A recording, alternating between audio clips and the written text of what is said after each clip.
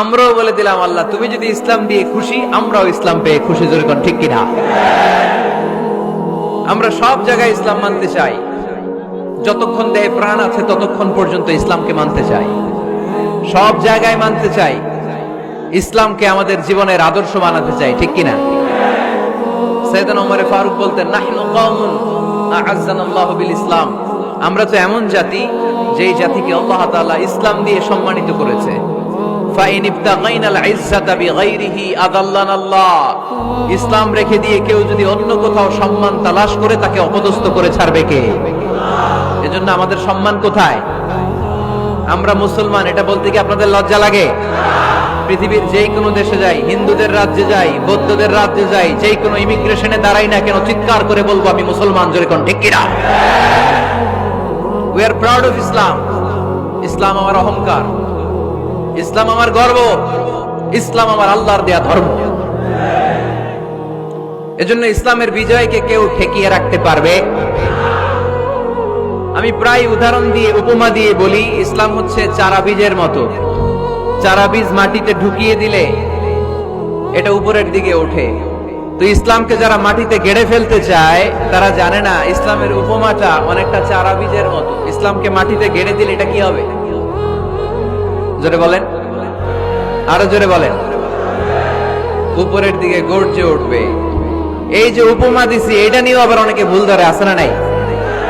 আল্লাহ নিজেই কোরআনে উপমা দিয়েছেন, মাসালুল লাযীনা ইউনফিকুনা আমওয়ালাহুম ফি সাবিলিল্লাহি কামাসালি হাব্বা, যারা আল্লাহর রাস্তায় দান করে এই দানের উপমা হচ্ছে একটা চারা বীজের মতো। সুবহানাল্লাহ পড়েন। এই চারা বীজ থেকে 7টা শীষ বের হয়, প্রতিটা শীষে জন্ম নেয় শত শস্য দানা। আল্লাহ যারে চায় ইচ্ছা মতো রিজিক দিয়ে তার জীবনকে পূর্ণাঙ্গ করে দেয়। সুবহানাল্লাহ পড়েন। এজন্য আল্লাহ বললেন, ইসলাম হলো আমার একমাত্র মনোনীত ধর্ম। ইসলাম ছাড়া অন্য কেউ যদি সম্মান তালাশ করে তার কাছ থেকে কিছুই আমি গ্রহণ করব না। কিয়ামতের দিন সেই লোকটা হবে হায় হায় কোম্পানির ম্যানেজার, ঠিক কিনা?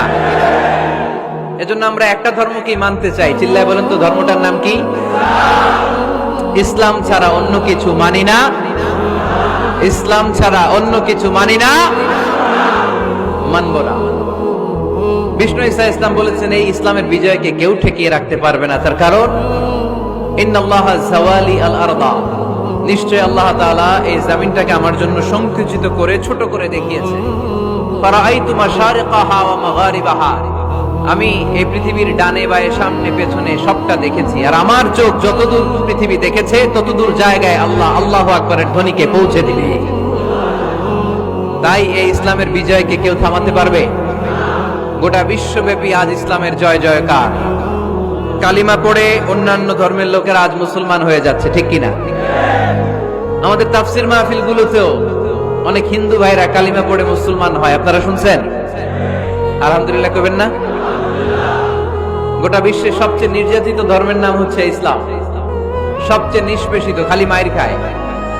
ফিলিস্তিনে মাইর খায় কারা? মুসলমান। কাশ্মীরে মার খায় কারা?